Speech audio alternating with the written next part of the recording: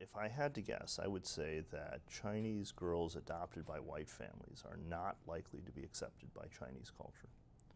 Why? Because Chinese culture historically is rather xenophobic and closed, not to mention sexist, and they aren't any more likely than any other old world culture to accept people who in some sense aren't pure.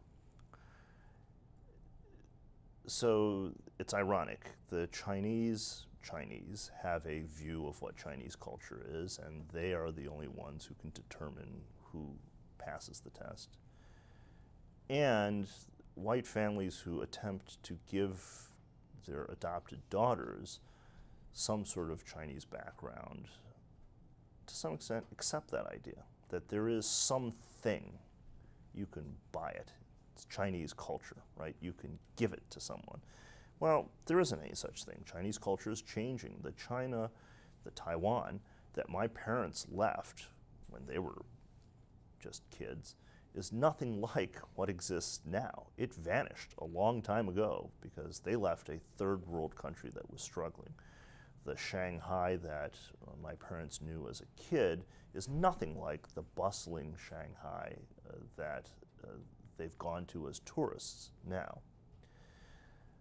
Chinese Americans who have Chinese immigrant parents aren't even really accepted as authentically Chinese. I know that if I see my cousins, because they realize, and you know, there's nothing that brings us home, so to speak, for someone who is a second generation or third generation person of Asian descent who has grown up here in the U.S. and perceives of the U.S. as his or her home.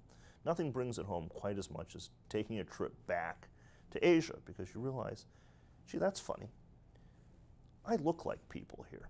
I have the same hair, the same shape of eyes, the same tone and texture of skin. But as soon as I open my mouth, people think I'm really stupid or uncouth.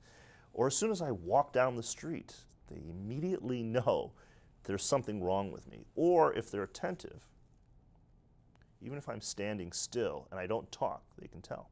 Why? My haircut's different. The amount of physical space I occupy is different. Everything, every nuance, every subtlety betrays me as someone who isn't actually an Asian. So in this, perhaps adopted children have it no different, for better or worse.